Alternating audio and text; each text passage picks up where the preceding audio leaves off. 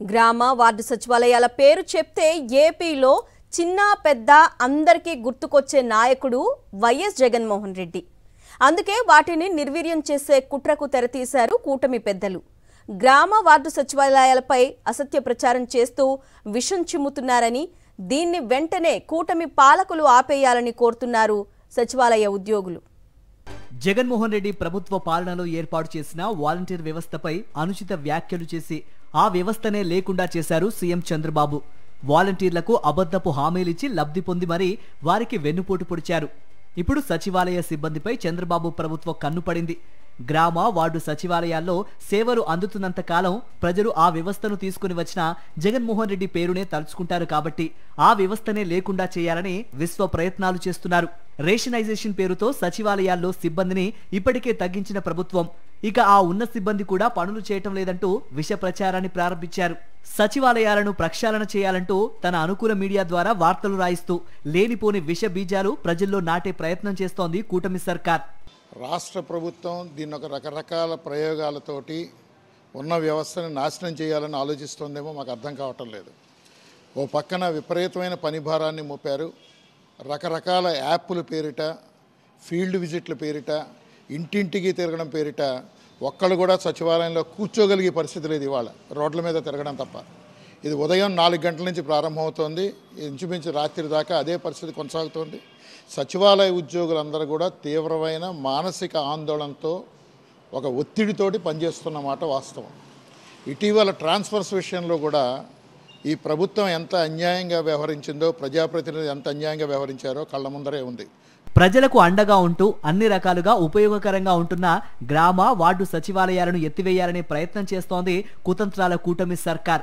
Corona, వరదలు, తుఫాన్లు వంటి విపత్తులు వచ్చినప్పుడు గ్రామ వార్డు సచివాలయాలు అందించిన సేవలు వెలకట్టలేనివి. అటువంటి సచివాలయాల పనితీరు బాగాలేదన్నట్లు, అందులో పనిచేస్తున్న ఉద్యోగుల పనితీరు తప్పుబడుతూ ప్రభుత్వమే తన ఎల్లో మీడియాలో రాయిస్తున్న కథనాలు ఉద్యోగుల ఆత్మస్థైర్యాన్ని దెబ్బతీసేలా ఉంటున్నాయి. నేను నిన్న ఒక పేపర్ చూసాం, ఒక ప్రముఖ దినపత్రిక పేజీ మొత్తానికి కేటాయించింది. ఈ పత్రికకి ఎప్పుడూ కూడా రాష్ట్ర ప్రజల తాలూకు బాధలు పట్టలేదు, సామాన్యుల బాధలు పట్టలేదు. ఏనాడు కూడా ఈ బాధల కోసం పూర్తి పేజీ కేటాయించలేదు. కానీ నిన్న మాత్రం సచివాలయాలన్నీ కూడా ఖాళీగా ఉన్నట్టుగా ఓ 3-4 జిల్లాల్లో ఫోటోలు తీసి సచివాలయాల్లో ఎవరు రాలేదు అన్నారు. 10:30కి ఎవరు రాలేదు అన్నారు. 10:30కి రావడానికి వాళ్ళు ఆఫీసులో కూర్చోగలిగే పరిస్థితి ఏం లేదు. సచివాలయ ఉద్యోగులు రేషనలైజేషన్ పేరిట ఉన్న సిబ్బందిని కుదించారు.